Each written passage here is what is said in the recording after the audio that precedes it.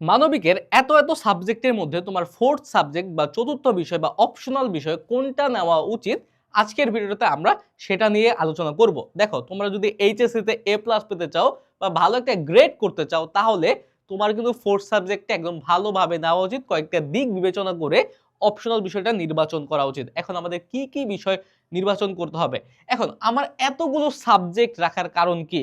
এতগুলো সাবজেক্ট রাখার কারণ হচ্ছে মানবিকে অনেক অনেক সাবজেক্ট এক একটা কলেজে এক একটা চয়েস দেয় যে তোমরা কোনটা ফোর্থ সাবজেক্ট হিসেবে নিতে পারো। যেমন অনেক কলেজ আছে যেখানে অর্থনীতি এটা ফোর্থ সাবজেক্ট। যেমন যখন আমি নটর ডেম কলেজে পড়েছিলাম তখন আমাদের বলছে তোমার যেহেতু 4টা গ্রুপ সাবজেক্ট, যেই কোনো একটা তুমি ফোর্থ সাবজেক্ট হিসেবে নিতে পারবা। এরকম কিছু কিছু জায়গা আছে যে যুক্তিবিদ্যার কৃষি শিক্ষা, এই দুইটার মধ্যে একটা ফোর্থ সাবজেক্ট নেওয়া লাগে। কিছু কিছু জায়গা আছে মনোবিজ্ঞান আর যুক্তিবিদ্যার মধ্যে বলে দেয় যে এই দুইটার মধ্যে তুমি যেটা ইচ্ছা ফোর্থ সাবজেক্ট হিসেবে নিতে পারো।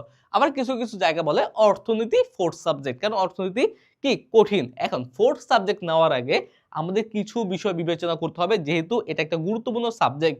আমাদের ফার্স্ট অফ অল কোন দিকটা বিবেচনা করতে হবে? সব সময় মনে রাখবা দুই রকমের বিষয় ফোর্থ সাবজেক্ট নিবা। একটা হচ্ছে সবচেয়ে কঠিন, আরেকটা হচ্ছে সবচেয়ে সহজ। এই দুইটা বিষয়ের মধ্যে একটা ফোর্থ সাবজেক্ট নিবা।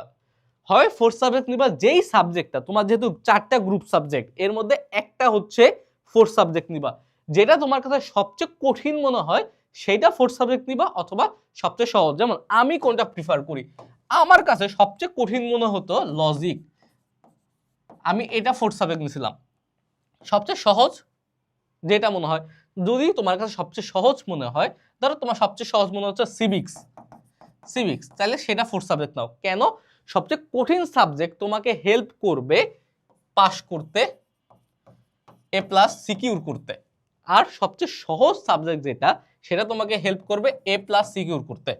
কিভাবে? এখন তোমাদের প্রশ্ন থাকতে পারে, দেখো সবচেয়ে কঠিন সাবজেক্টে কি হয়, সাপোজ তুমি ইকোনমিক্স একটুও পারো না বা লজিক তুমি একটুও পারো না। এখন এই জিপিএ 5, এই 5-এর মধ্যে 2 পাইলে কিন্তু তোমার জিপিএটা সিকিউর হইতেছে। আর যদি তুমি হচ্ছে ফোর্থ সাবজেক্টে ফেইলও করো, অত একটা সমস্যা থাকবে না। যেমন আমার একটা ফ্রেন্ড ছিল, ও হচ্ছে ম্যাথ পারে না কিন্তু ইকোনমিক্স নিয়েছে, কিন্তু ইকোনমিক্স নিয়ে এখন আটকে গেছে। এখন ও কি করবে? ও করছে কি, ইকোনমিক্সটারে যেহেতু সবচেয়ে কঠিন লাগতো, সেহেতু ও ইকোনমিক্সটা হচ্ছে ফোর্থ সাবজেক্ট বা অপশনাল বিষয় হিসেবে নিয়ে নিছিল। এর কারণে ওর হচ্ছে প্যারা কমে গেল। কারণ হচ্ছে কি, ওর আর 80 পাওয়া লাগলো না এ প্লাস পেতে। ও যদি মোটামুটি 50 পায়, তাই দেখুন দেখি এ প্লাস ওর হয়ে গেল, সিকিউর হয়ে গেল। এই কারণে আর ফেল করলেও অত একটা সমস্যা হবে না। অর্থাৎ তোমার যদি সবচেয়ে কঠিন সাবজেক্ট মনে হয় যে এই সাবজেক্ট তুমি পারবাই না, ফেল করার সম্ভাবনা আছে, তাহলে এটা নিবা। অথবা সবচেয়ে সহজ যেটা, যেমন তোমার 4টা সাবজেক্ট আছে, এর মধ্যে সবচেয়ে সহজ লাগে তোমার সিভিক্স বা কি পৌরনীতি ও সুশাসন। এখন এটাকে তুমি নিবা কি কারণে? কারণ হচ্ছে এইটা তোমাকে এ প্লাস পেতে সাহায্য করবে, এটা সাহায্য করবে। আর ওভারঅল অন্যান্য গ্রেড দু একটা বিষয়ে, যেমন হচ্ছে সাপোজ তুমি ইকোনমিক্সে পাইলা এ গ্রেড, আর হচ্ছে লজিকে পাইলা এ গ্রেড। এখন এটা যদি এ প্লাস পাও, তাহলে এটাও এ প্লাস এসে পড়বে, এটাও এ প্লাস চলে আসবে, ওভারঅল এ প্লাসটা চলে আসবে।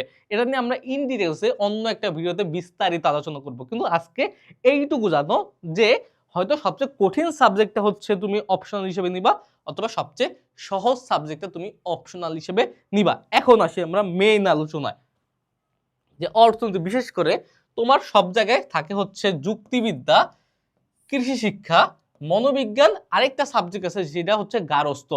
এবং গার্হস্থ্য হচ্ছে মেয়েদের, বিশেষ করে গার্লস কলেজগুলো থাকে। গার্হস্থ্য নিয়ে আলোচনা করতে চাই না আমি। হচ্ছে আবার ভূগোলও থাকে। এখন দেখো কে কোনটা নিবা।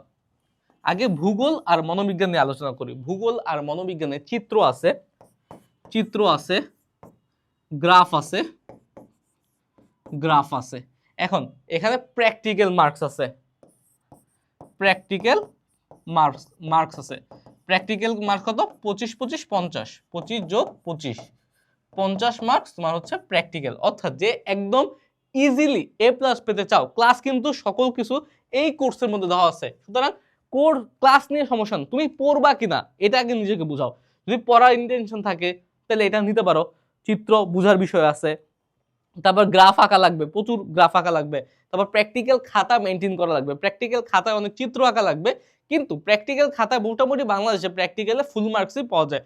50 নাম্বার তো তুমি এখানেই পেয়ে যাবা। 160 লাগে তোমার টোটাল এ প্লাস পেতে। এর মধ্যে তুমি কোনো লেখাপড়া ছাড়াই 50 নাম্বার শিওর পেয়ে যাবা। আর যদি তুমি প্রথম পত্র আর দ্বিতীয় পত্র মিলিয়ে তুমি আর কত 110 পাও, তাইলেই তোমার মোটামুটি এ প্লাস হয়ে যাবে। সুতরাং এই মনোবিজ্ঞান আর ভূগোল তোমরা যারা বিশেষ করে সায়েন্স থেকে এসেছো তোমরা এটা রাখতে পারো। আর হচ্ছে যুক্তিবিদ্যা আর কি শিক্ষা, এই দুটাই সহজ বুঝে পড়লে। যুক্তিবিদ্যা এমন একটা সাবজেক্ট যেখানে 100-তে 100 পাওয়া পসিবল, 100-তে 100 পাওয়া পসিবল, কিন্তু বুঝে পড়া লাগবে। যদি বুঝে পড়ো, এটা হচ্ছে ম্যাথের মতো, পারলে হচ্ছে ফুল নাম্বার। একটা সৃজনশীল যদি লিখতে পারো 10-এ 10 পাবা, না লিখতে পারলে 0 পাবা, এইরকম। কিন্তু সহজ, আমি আবারও বলি সহজ, খুবই ইন্টারেস্টিং একটা সাবজেক্ট। যেমন কয়েকটা, যেমন তুমি যদি প্রথম 6টা পড়ো বা 3, 4, 5, 6 এই 4টা পড়লেও তুমি সব পারবা। এরকম যে অল্প পড়ে কোনগুলো পড়া লাগবে ক্লাসের মধ্যে আমরা বলে দিচ্ছি, ওই ক্লাসগুলো করো। এই কোর্সের সাথে যে ইবুকটা আছে, ওই ইবুকের যে সাজেশনগুলো আছে, সাজেশনটা দেখো। আর্টসের জন্য ভাইয়া আমরা তোমাদের যা সার্ভিস দিব, আমরা তোমাদের যেই কোয়ালিটির পড়ালেখা দিব, এটা কেউ তোমাদের দিতে পারবে না। ওকে, এই যুক্তিবিদ্যা, কৃষি শিক্ষা, এগুলো গেল।